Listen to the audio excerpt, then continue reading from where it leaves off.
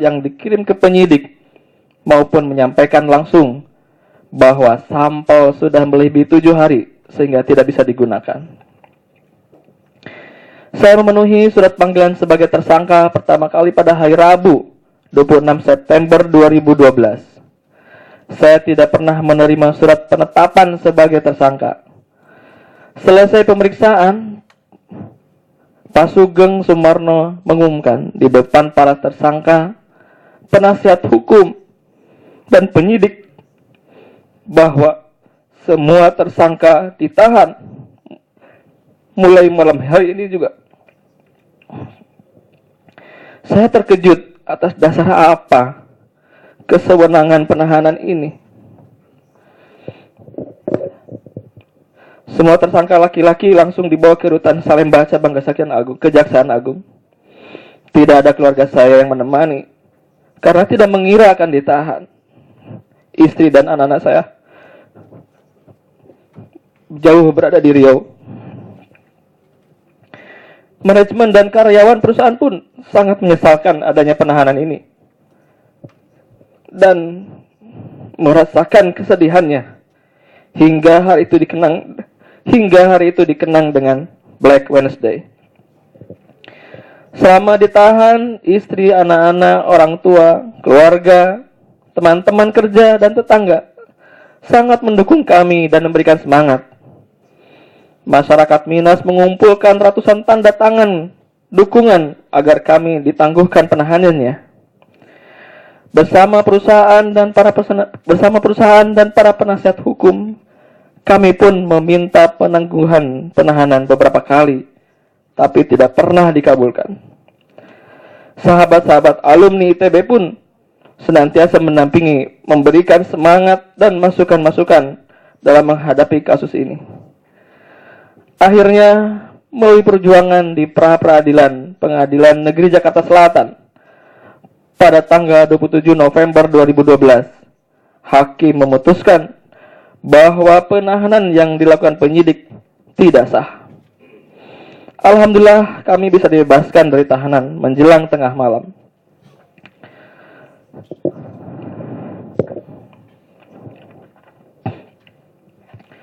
Saya pun bisa berkumpul kembali bersama istri, anak-anak, orang tua, keluarga, teman-teman, tetangga, dan masyarakat di mana kami beraktivitas. Namun tidak lama berselang sejak dikeluarkan dari rutan, kejaksaan malah meneruskan kasus ini dengan memanggil para tersangka untuk pelimpahan perkara ke bagian penuntutan dan mendaftarkannya di Pengadilan Tipikor Jakarta Pusat. Kami pun diminta untuk wajib lapor tiap minggu ke Kejaksaan Negeri Jakarta Selatan. Dan sejak 20 Desember 2012, pengadilan untuk perkara saya disidangkan. Sampai saat ini sudah lebih dari 6 bulan pengadilan berlangsung. Namun saya yakin bahwa perjuangan di pengadilan ini bukan untuk keadilan diri saya saja, tetapi menyangkut niat bangsa ini untuk memberantas korupsi, menegakkan kebenaran dan keadilan. Majelis hakim yang saya muliakan, analisa kasus. Bagian 5, analisa kasus. Jaksa membangun kasus saya berdasarkan keterangan dari saksi ahli Dr. Edison Effendi. Padahal Dr. Edison Effendi yang pernah menjadi kuasa dari PT Putra Rio Kemari, yang pernah mengikuti proses pelelangan proyek biomedasi PT CPI. Pada tender di tahun 2011, PT Putra Rio Kemari kalah tender. Dengan demikian, ketika saudara Dr. Edison Effendi ditunjuk menjadi saksi ahli, sangat tidak tepat karena memiliki konflik kepentingan. Adanya konflik kepentingan tersebut semakin terlihat dengan adanya keterangan Dr. Edison Effendi yang sangat menyudutkan PT CPI, bahkan menurut hemat saya, sampai keluar dari rambu-rambu peraturan dan rambu-rambu metodologi ilmiah. Seperti halnya ketika Dr. Edison Effendi menyimpulkan bahwa rentang pencemaran yang dapat dilakukan bioremedisasi antara 7,5 sampai 15% TPH.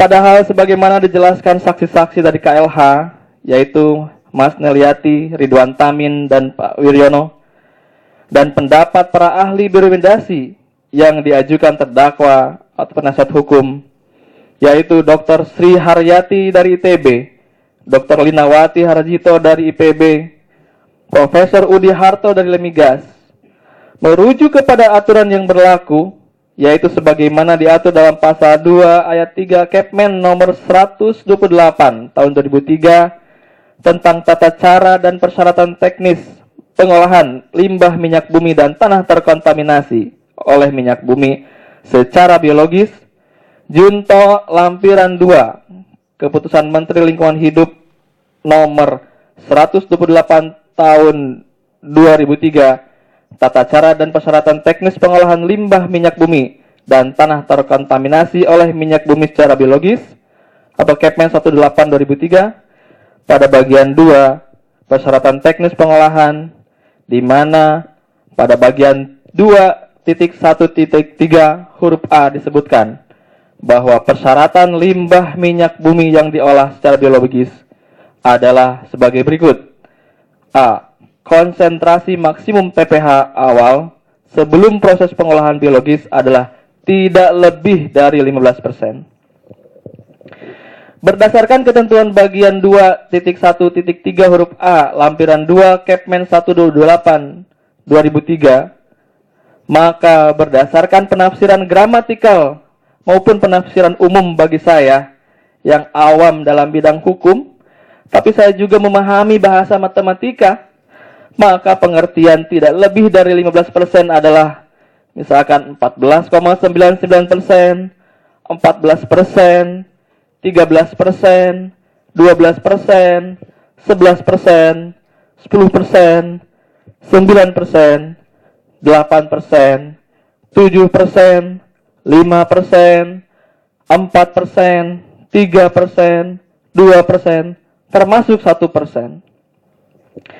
Dengan demikian, apabila konsentrasi TPH awal sebelum proses pengolahan biologis adalah 1%, atau 2%, atau 3%, atau 4%, atau 5%, atau 6%, atau 7%, atau 8%, atau 9%, atau 10%, atau 11%, atau 12%, atau 13%, atau 14%, atau 14,99% adalah termasuk kurang dari 15%, sebagaimana aturan dimaksud. Oleh karenanya, kesimpulan JPU dalam tuntutannya pada halaman 178 alinea ke-6 yang menyatakan bahwa dari hasil uji laboratorium tersebut diketahui bahwa tanah-tanah yang telah ditetapkan tim ACE yang diketahui terdakwa Kukuh Kertasafari bukan merupakan tanah tercemar limbah minyak dan tidak perlu dilakukan pengolahan secara bioremedasi karena kandungan TPH tanah tersebut hanya 1,73%.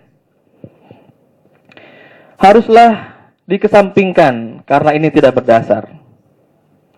Haruslah kesimpulan ini dikesampingkan karena tidak berdasar.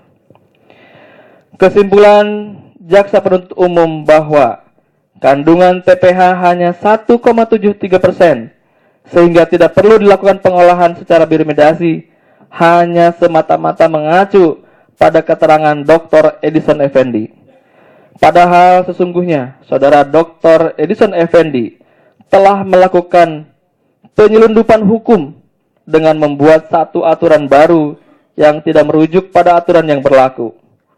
Oleh karenanya, maka pendapat Saudara Dr. Edison Effendi seharusnya dikesampingkan sejak awal. Saya menyadari bahwa jaksa penuntut umum juga memahami tentang hal ini, apalagi bagi seorang ahli hukum, untuk membuat satu rujukan adanya pelanggaran melawan hukum, maka seharusnya hukum positiflah yang dijadikan rujukan sebagaimana diatur dalam undang-undang tentang peraturan perundang-undangan. Selama persidangan berlangsung, Dr. Edison Effendi tidak pernah menyebutkan dasar hukum konsentrasi TPH awal sebelum proses biologis berada pada rentang 7,5 sampai 15%. Sehingga menjadi suatu pertanyaan yang sampai saat ini tidak terjawab. Mengapa jaksa penuntut umum tetap menggunakan dalih bahwa penunjukan tanah tercemar di bawah 7,5% telah melanggar Kepmen 128 tahun 2003. Saya khawatir institut kejaksaan sebagai garda terdepan dalam penegakan hukum setelah Polri bisa diperalat untuk dijadikan alat balas dendam. Kalau sampai dugaan ini benar, maka dunia penegakan hukum kita diambang kehancuran.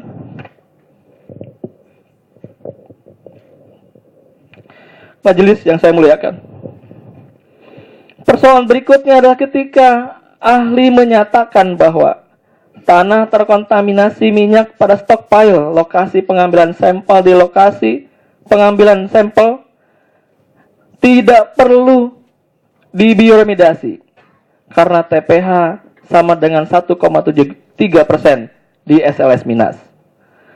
Bagaimana mungkin JPU menyatakan bahwa lahan terkontaminasi COCS di 28 lokasi Minas adalah merupakan lahan yang tidak perlu dilakukan bioremediasi karena sesungguhnya berada dalam rentang kurang dari 15%. Apabila hasil sampel tersebut dianggap benar, baik dari hasilnya maupun metodologisnya dianggap benar, persoalan pokoknya adalah dalam menentukan ada tidaknya tindak pidana dalam suatu perbuatan yang meliputi berbagai elemen, maka setiap elemen perbuatan tersebut harus dipastikan kebenarnya. Oleh karena itu, metodologi sampel tidak bisa digunakan menjadi ukuran bahwa di 28 lokasi yang dituduhkan memenuhi atau tidak memenuhi persyaratan TPH. Apalagi sampel dilakukan setelah proses bioremediasi dilakukan atau post factum, di mana tanah tercemar dari 28 lokasi tersebut sudah dikumpulkan dalam stockpile dan sebagian besar diantaranya sudah dibioremediasi.